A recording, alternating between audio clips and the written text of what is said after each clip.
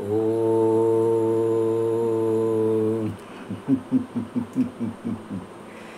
आज आपल्याला शरीराच्या बाहेरच्या चक्रामध्ये फिरायचं आहे, म्हणजे जायचं आहे. आता शरीराच्या आपण सर्व चक्राविषयी बोललो, सहस्रार चक्राविषयी बोललो. असेच तर शरीराच्या बाहेर काही चक्र आहेत. सहस्रार म्हणजे 1000 पाकळ्या असणारं चक्र, त्याच्यामध्ये सर्व काही आलं शरीरातलं. आता शरीराच्या बाहेर कुठं चक्र आहे, तर डोक्याच्या वर 1 फूट अंतरावर आपलं चित्त आपण तिथं घेऊन जायचं 1 फुटावर, आणि 1 फुटावर नेल्यानंतर तिथून पाहायचं आपल्या शरीराकडं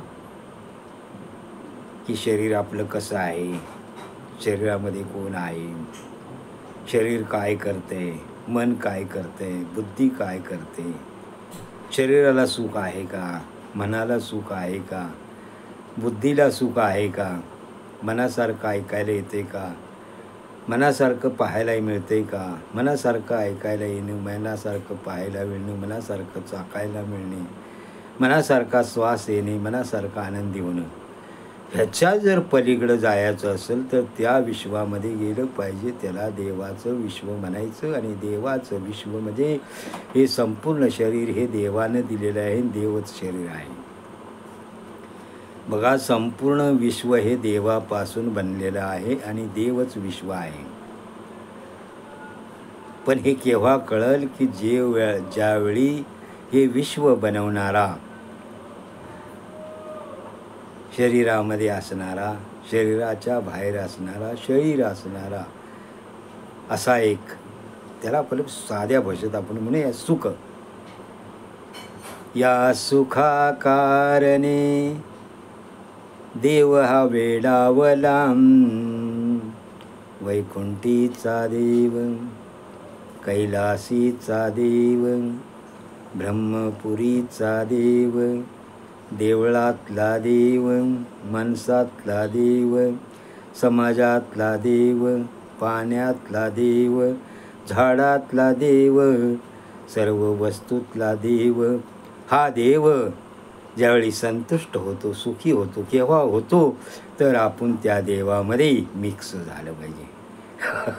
पाण्यामध्ये पाणी झालं पाहिजे, अग्नीमध्ये अग्नी झालं पाहिजे, माणसामध्ये माणूस झालं पाहिजे, देवामध्ये देव झालं पाहिजे. हे केव्हा होतं की आपण त्यामध्ये सहज विरघळायला सुरुवात करतो, म्हणजे देव होतो. आणि देव होईल म्हणजे देव आपल्याजवळ येतो, निश्चित येतो, 100% येतो. आणि तो कुठून येतो, कसा येतो हे तुम्हाला मी अगोदर सांगितलं. पण देव निश्चित येतो. झाले समाधान, आपलं ज्यावेळी समाधान होतं, आनंद आपल्याजवळ येतो, सुख येतं, आणि त्या सुखामध्ये देव आपल्याजवळ येतो. पण केव्हा येतो की सर्व दुःख नष्ट झाल्याबरोबर. दुःख केव्हा नष्ट होतं तर आपल्या मनासारखं झालं की सुखी झालो, मनाच्या विरुद्ध झालं की वाईट झालं. पण या सुख दुःखाच्या पलीकडे एक देव आहे, आणि तो देव आपल्याकडे येतो. केव्हा येतो, आपण शरीराच्या बाहेर जायचं 1 फूट अंतरावर, तिथून पाहायचं सुखी आहे का, मी दुःखी आहे का, मला आनंद आहे का, मला दुःख आहे का, माझं हृदय शांत झालं आहे का, माझी बुद्धी शांत झाली आहे का, माझं चित्त स्थिर आहे का, माझं काही चुकते, मी कसं वागलं पाहिजे, गुण कोणते आहेत, अवगुण कोणते आहेत. ह्या ज्यावेळी शरीराच्या बाहेर 1 फुटावर जाऊन माणूस बसतो त्यावेळी त्याला सिद्ध गुरुची भाषा थोडी थोडी कळायला लागते की तो देहाच्या बाहेर आहे. देहामध्ये सुख मानत नाही. ज्यावेळी त्याला उत्कंठा लागते, विवेक जागृत होतो, त्यावेळी त्याला कळतं की हा माणूस साधासुद्धा नाही, त्याला सगळं कळतं आहे. शास्त्रातलं हे ना ऐकू अगर न ऐकू, हे ना पाहू अगर न पाहू, पण याला देव कळलेला आहे. आणि देव कळलेला आहे म्हणजे त्याचं वचन ज्यावेळी आपल्याला कळू लागतं, अशा सिद्ध महात्म्याचं ज्यावेळी वचन कळू लागतं त्यावेळी देव आपल्याकडे निश्चित येईल. आणि देव बघा, प्रत्यक्षात साधू रूपानं देवसुद्धा सगळ्यांच्या समोर असतो, पण त्याला कळत नाही. का कळत नाही तर भ्रम झालेला असतो ना, हा भ्रम सिद्ध गुरूच्या सान्निध्याशिवाय, सिद्ध गुरूच्या वचनामध्ये स्थिर राहिल्याशिवाय, आपण आपल्या शरीरातनं बाहेर जाऊन आपल्याकडं पाहिल्याशिवाय की आपलं समाजात काय स्थान आहे, आपलं माणसामध्ये काय स्थान आहे, आपलं देवामध्ये काय स्थान आहे, आपण खरोखर सुखी आहे का, आपण खरोखर दुःखी आहे का, आपल्या मनासारखं का होत नाही, ह्याची अनेक उत्तरं तो शोधल्याशिवाय त्यालाच म्हणायचं आत्मनिरीक्षण. आणि आत्मनिरीक्षण केल्याशिवाय शरीराच्या बाहेरच्या चक्राचं त्याला ऐकायलाच येत नाही, की शरीराच्या बाहेरसुद्धा एक चक्र असतं की जे शरीर डोक्यापासून वर 1 फुटावर असतं आणि त्याला 84 लक्ष पाकळ्या असतात.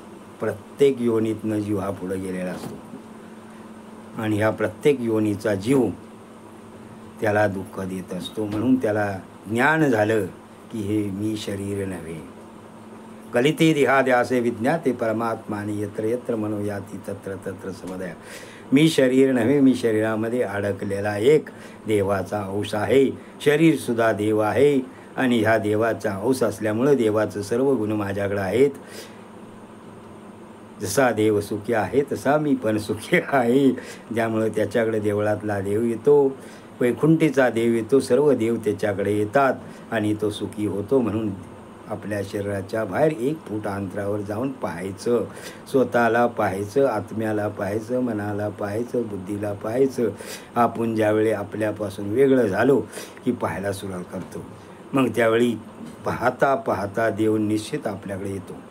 किती पाहायचं, 1 तास पहा, 15 मिनटं पहा, 20 मिनटं पहा, लगेच देव तुमच्याकडे येणार आणि तुमच्याकडं आल्हाददायक अवस्था प्राप्त होणार. आणि अशी आल्हाददायक अवस्था साधूकडं, संताकडं, सिद्धाकडं असते.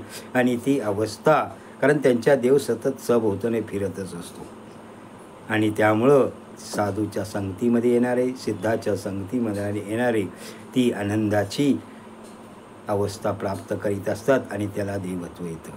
म्हणून म्हणलेलं आहे ओम गगनगिरी देवत्वम आत्मत्वम दिव्यत्वम ज्ञानत्वम परमात्मानं देवीच श्रीमया. ओम शांती शांती शांती. असा आनंद, अशी शांती, असं समाधान ही शरीराच्या बाहेर जाऊन आपल्याला पाहायचं, म्हणजे ते आपल्याला मिळतं. तोपर्यंत आपण आत्मनिरीक्षण करत नाही, तोपर्यंत आपल्यातलं गुण आणि अवगुण कळत नाहीत.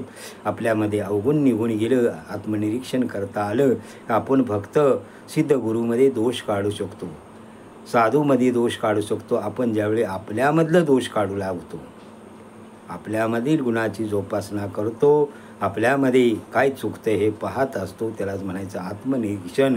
आणि आत्मनिरीक्षण करता आलं की देव आपल्याकडं निश्चित येतो आणि मग समाधान होतं. असा हा देव तुम्हा सर्वांकडे येवो. अनेक साधण्याविषयी, अनेक प्रकारच्या याच्याविषयी मी थोडं सांगणार आहे. तर आपल्याला शरीराच्या बाहेर असणारं चक्र म्हणजे डोक्याच्या वर 1 फूट अंतरावर त्याच्या पाकळ्या 84 लक्ष आहेत.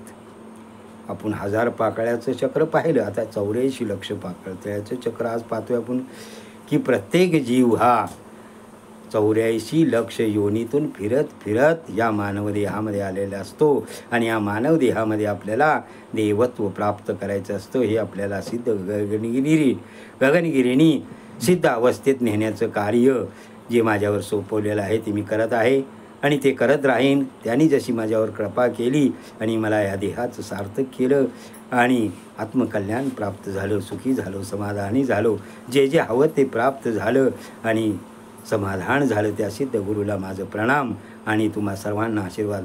ओम चैतन्य गगनगिरी नाथाय नमः.